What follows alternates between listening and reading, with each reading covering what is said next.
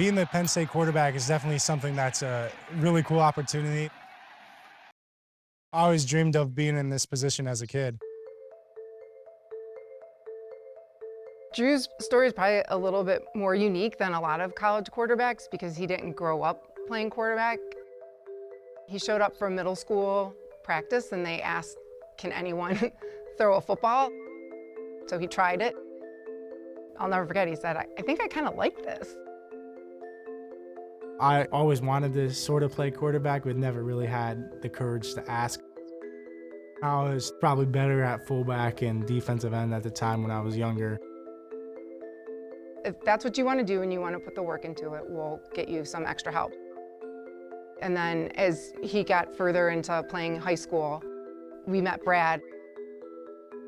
I watched a game. Drew was a sophomore and he threw for over 500 yards. I could see right away that this is a guy who can really bring it, but he was not consistent and this big body was also sort of getting in the way. I started training with Brad Mendler after my sophomore year. It was really difficult just because I've been throwing one way for the past 15 years of my life, and to completely change it and alter the way you're throwing, it definitely takes like rewiring of your brain. It was a struggle at first because there was more failure than success. It would have been easier for him to just say, no, I'm good enough the way I am right now. I don't want to change anything. But he saw the end game was going to be much higher level. That standard timeline to make that progression, that can take 6 to 9 to 12 months for some. Drew made it in 3 to 6. The key element here was how he spent his time during COVID. He would send me videos occasionally just so I could see what he was doing, and he was doing the drills the way I thought he should be doing it. When I actually saw him, it was a combination of this much more cleaner mechanics and his body starting to come together. It was one of the most impressive transformations that I've ever seen. What you want to see is that training would transfer into a game environment, right? And that's usually one of the things that goes right out the window when the bullets are flying. He's better than I thought. In fact, he's way better than I thought he was. If we didn't meet Brad, I think he still would have had some opportunities to play college ball. He would be playing somewhere, I'm sure, because he loves the game, but not at Penn State.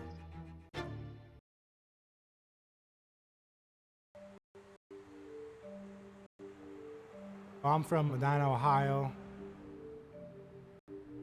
Growing up, I was an Ohio State fan myself because I was a big football fan. We're a football state.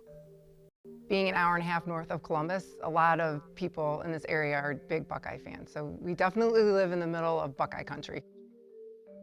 I remember him always coming home from football practice in the high school and be like, hey, I gotta get on this call. And it never really occurred to me that it was these big schools. And then slowly it became like Penn State, Michigan, and all these schools.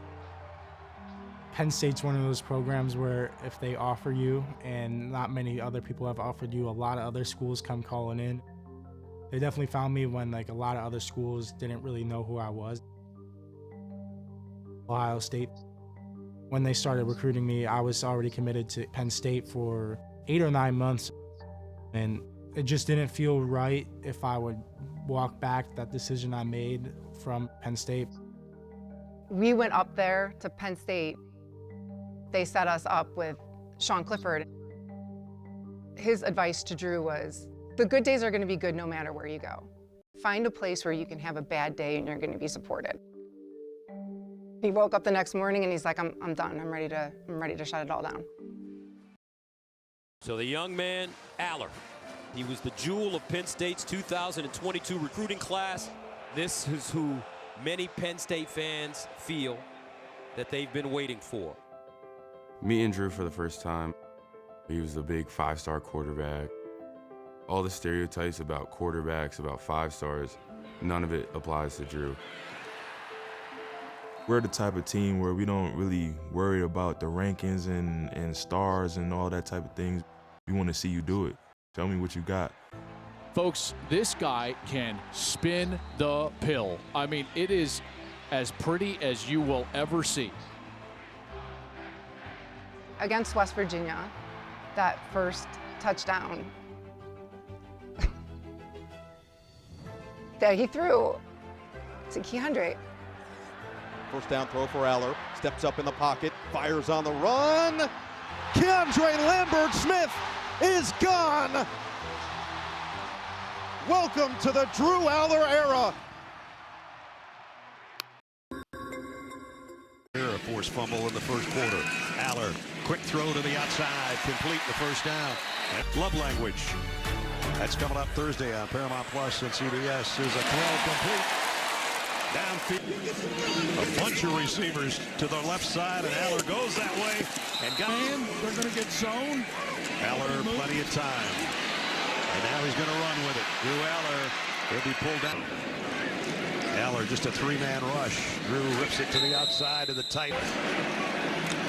Allar, sidearms it, complete, first down. And a slot on first down outside the 31. Allar scans the field. And now loads and goes to the end zone. Touchdown to 48, first down. Quick throw, and complete to Pena again, and another first down and more.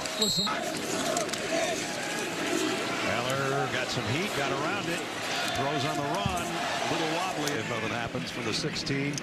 Drew Allar, something might happen though. Got it out on the flat, down the sideline, knocks to 45. Allar, and on the run is Nick Singleton.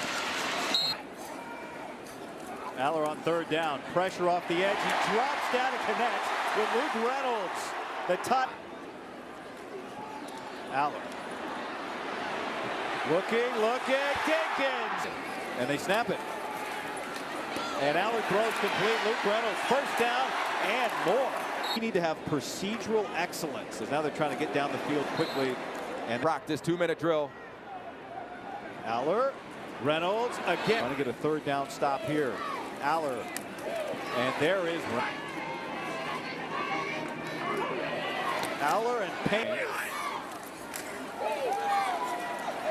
With time, great pocket. Spiral, rush, flag, he caught! They did on the third down snap. They go on the second down snap. First incompletion of the day for Allar. They set the throw again, and this time You're going to hit a lower percentage of those. it's not Allar catches it on the rebound. It's clocked. Allar pointing, extending, drills it into Luke Reynolds. Leaving some points out there in the red zone earlier. Allar operating the 2-minute, marching his team down. Have to get the ball back with a minute to go. And he buzzes one in. And rush. Back in Allar's hands. Felt pressure to the backside. And extends the play. He's got a block out in front. And Allar uses the guy that's involved. Is down in the box. Play fake. Lofted sideline. Deacon. That group. Penn State right up there. Lofted sideline. Back into the hands of Reynolds. Who makes a move to the sideline. Out of his belly on the fake. Allar back to Reynolds. First down and then some. Put Pena in motion. It's Allar to throw the deep drop. Steps up. Allar on the run. Gets rid of it in time. Singleton is going to fight. Allar looks. Allar slips. Gets rid of it. And it's caught for the... Has been so far tonight. Reynolds was the motion man. Allar through his progressions. Finds the open from the 35. Fake it to Singleton. Allar takes the shot. Separation. Touchdown. Allar steps up and runs. Allar on the ground has a... Allar rolling left, throwing complete. Drew Allar has time. Fires on a shot and a first down. Second down at 14. Allar fires and run, but then with a penalty backs it up to the 40. Allar going to work there. And he throws a strike. And as Dinkins down the sideline, he'll... The Pittsburgh Steelers select Drew Allar, Penn State quarterback. Let's go! Drew, just take Walk me through what the draft night was like, who was with you, and finally getting here to Pittsburgh. Yeah, I had a lot of extended family and close family friends there. It was probably like 40 people. But yeah, it was really fun. Like, obviously, you know, it's a moment that I've been working towards for, you know, a while now, really my whole life. There was a lot of anticipation and honestly a little bit of anxiety going into the day.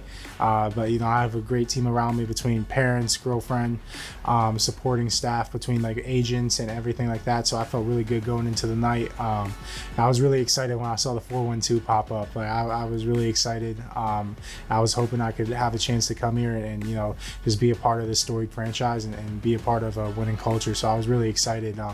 And yeah, it was a lot of emotions that went through me at first. A lot of excitement, more than anything though. Was it Mike McCarthy, Tom Arth? What made you want to get that phone call from a 412 number? It was a combination of Coach McCarthy and Coach Arth, and then also just, you know, the Steelers brand in general. Obviously growing up in, you know, Midwest, like football is huge, and Steelers are, you know, one of the biggest brands out here, especially in pro football. So, you know, always growing up around this area, like, you know, how much pride is taken in this organization, from the organization itself, but also the fan base that supports it. So I was really excited for that. Yeah, and I've known Coach Arth for about 5 or 6 years now. Yeah. He recruited me a little bit coming out of high school when he was the head coach at Akron. So, you know, that was really cool seeing a familiar face when I walked into this building for my visit. And then, you know, Coach McCarthy's pedigree kind of speaks for itself. So, you know, chance to learn under him I feel like will do a lot of things for me.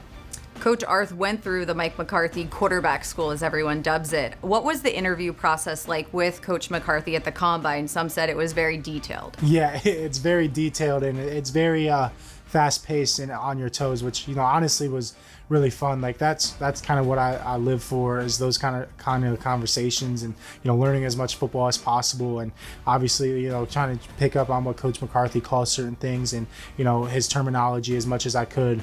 And it was really fun. Like, it was, you know, probably the hardest meeting I had of all my formals, but it was also probably the most fun I had in the formal interview setting. So, you know, same thing here when I was able to come here on a top 30 visit. It was kind of the same vibes. Kind of able to watch a little bit more film from, you know, Penn State, whether it was this past year or really junior or sophomore year starting. So that was cool, kind of getting more in depth about football and kind of how I see the game and how, you know, I've been taught the game. What about your connection, just the small world with Will Howard, someone you're going to be sharing a room with?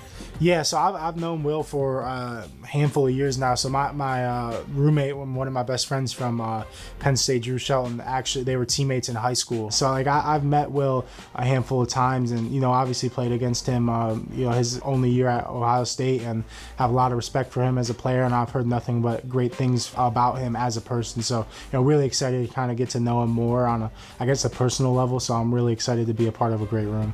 Is it true that your dad played football at Eastern Michigan with Charlie Batch? Yeah, okay. Yeah. Actually, when we were just over at the stadium, Charlie was there. So that was really cool, kind of connecting with him again, because there was a Pitt and Eastern Michigan bowl game, I think the Quick Lane Bowl in Detroit, when I was maybe a sophomore or junior in high school. And okay. My whole family went, and a bunch of my dad's like college roommates and college teammates were there, and Charlie was there. So, you know, it was my first time seeing him in a handful of years, but it was kind of a full circle moment. So that was really cool to see him again. You mentioned seeing Charlie over at the Draft Theater with the draft here in Pittsburgh. What was it like getting your first taste of Steelers Nation? It was really cool. Like, I knew coming into it that it was going to be a really exciting time, especially just with all the fanfare that's going on the past 3 or 4 days, and really watching the draft from home the first 2 days, and seeing how much, you know, support the fans showed up here, and it was just a sea of terrible towels. So that was a really cool scene. And then even out there, it was raining a little bit, and everybody was still out there holding strong. So, you know, you can tell the passion this fan base has, and I'm really fortunate to, you know, be a part of this organization that has such great support from their fans. All right, thank you very much. Appreciate it. So just because I was able to kind of, you know, ask a ton of questions, and, you know, I'll have a great group of quarterbacks here Monday too, so it'll be even better to learn from those guys that have been in the system for, you know, a handful of weeks more than me. So I'm really looking forward to it. How valuable has it been getting that one-on-one time with Coach McCarthy? Really good. I mean, like anything, anytime you can talk to Coach McCarthy one-on-one, especially when it's about quarterback play and fundamentals, I feel like I've grown a lot and really just understand his philosophy a lot more the last 2 days. And, I know what I need to work on and how to work on it. And I just got to be intentional with, doing the same routine every day and making sure I'm staying on top of the little things. Is anything overwhelming with you right now, or is it just fun? No, I mean, I don't think it's overwhelming at all. It's a lot of fun. Like, this is what I've worked for, basically since high school to, have an opportunity to play in the NFL. So definitely not taking it for granted, with a great organization. So couldn't be more happy or excited for myself just to be in this position. How has Coach McCarthy and Coach Arth explained kind of their vision of how they might change things mechanically or work through things mechanically, and what are some of the basic steps of going through that process? Yeah, for me right now, it's just a lot of with my lower half, just cleaning up footwork, getting used to the terminology that they're talking about, and that's incorporated with this offense because, it's a little bit different than what I've been used to. But, it's just I just got to take it one day at a time and, find ways to be more consistent at it and improve on it each day because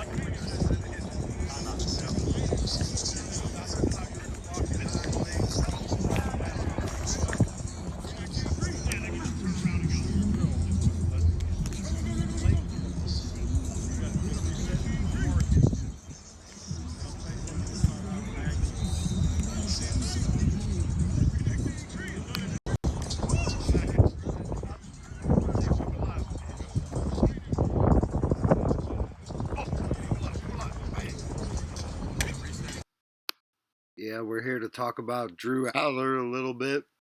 The Steelers' third-round draft pick.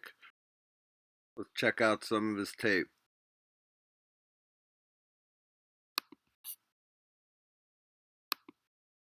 This is the West Virginia game that he came in. His first game, I think it was.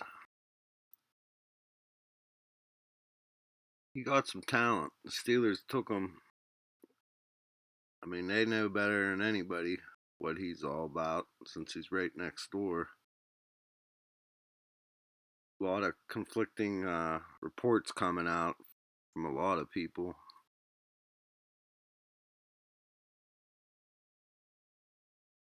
He does have that height weight to him.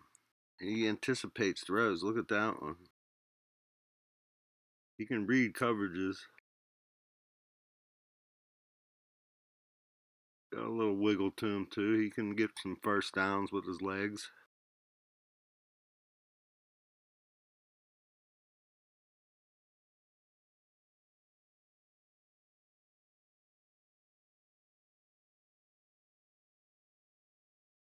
This is a nice little one.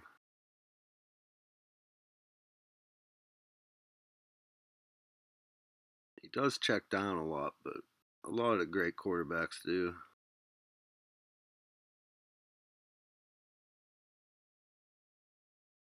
If you like content like this, I'd like to take the time to get you to like and subscribe. We appreciate it at the channel, and it goes a long way. And we thank you. He has the arm strength to get it down there, man. He can make every throw on the field.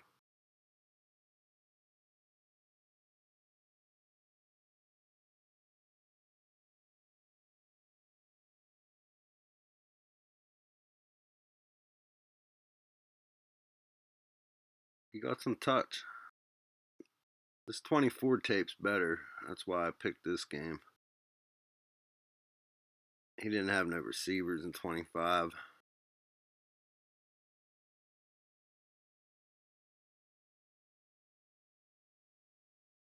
Yeah, he's got some toughness to him too. He'll run for them first downs. He ain't no Lamar Jackson, but he got a little bit of wiggle, a little bit of juice, enough to get it. His legs get you a first down or two here and there.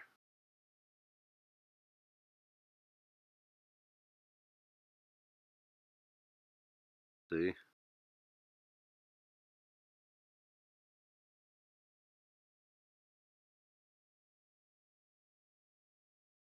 He ain't going to be easy to get on the ground either. Steelers fans know that from a quarterback named Big Ben.